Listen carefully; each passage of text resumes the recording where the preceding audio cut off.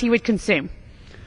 Well, thank you, Mr. Speaker, and I thank the gentlelady for yielding. I think she said it perfectly. I remember, I'm a young guy, I remember in the 80s watching the Where's the Beef commercials. Everybody remembers that? Well, here's a question. Where's the jobs? Where's the jobs? I remember a little over 2 years ago, the president promising that if we pass an $800 billion stimulus, unemployment would not exceed 8%. Well, where'd that get us? In fact, if you look at the president's own charts, it said that by this time, under this stimulus plan, unemployment would be about 6.5%. I'll tell you, that's compelling when you see that on a chart. When you're a country facing a huge economic crisis in a slide, that's very compelling. But it didn't work. It was a waste. We wasted $800 billion of hard-earned money, most of which was borrowed, on something that didn't work. Now, Americans are still feeling the pain. In fact, unemployment went up towards 10%. Counties in my district in Illinois have upwards of 11%. Didn't work at all. And now I've actually heard our colleagues on the other side of the aisle float a second stimulus. Well, they say, well, $800 billion wasn't enough. Probably needed to be more. Well, why don't we just make it $5 trillion or $10 trillion? I mean, if we can just print money and borrow it, but then tax, borrow, and spend our way to prosperity, we'll make it $10 trillion. Well, that's ludicrous. We know that's ludicrous. I hail from Illinois. Illinois is the president's home state. Illinois has a huge problems with folks that are looking for work that can't find it. Illinois used to be a manufacturing economic powerhouse of the United States. It's not hard to drive around and see abandoned warehouses or abandoned factories.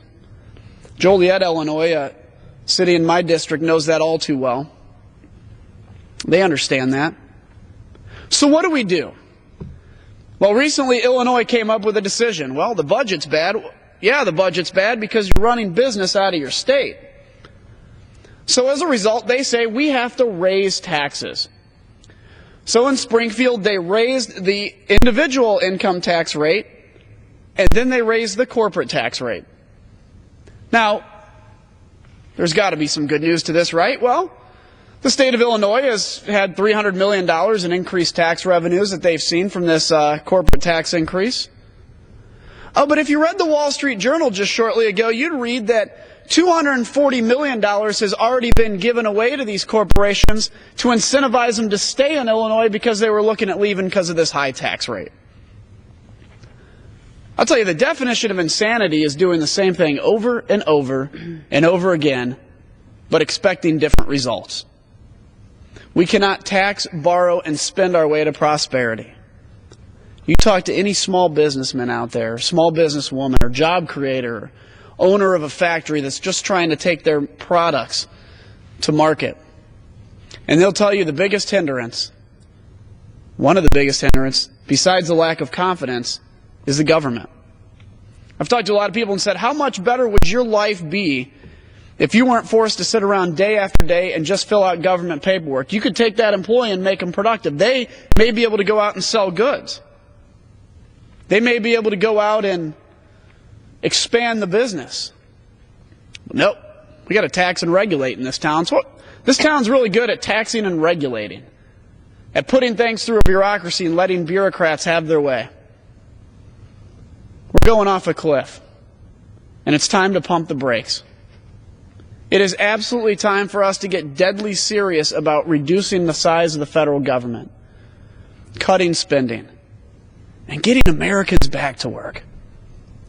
Our colleagues on the other side of the aisle like to say, where's your jobs plan? Well, we've put forward plenty of jobs plans. One of them includes drilling for oil here at home, which we'll get into, which my good friend here actually, that will be speaking soon, sponsored, and I commend him for that. But there's a fundamental difference between the two parties here. The Democrats believe that government creates jobs. You hear that all the time, and what they say, listen closely. They say, we just need a jobs bill. We need $800 billion in more spending. We need this program. What you're going to hear tonight is the Republican view. Federal government doesn't create jobs. Federal government can make jobs. We can take tax money, put it through a bureaucracy, and spit out a paycheck. Jobs are created in the free market. We can create an environment for job creation. And that's what our freshman class came here to do. And we aim to do it. And I yield back. Thank you so much for the gentleman from Illinois. Your comments are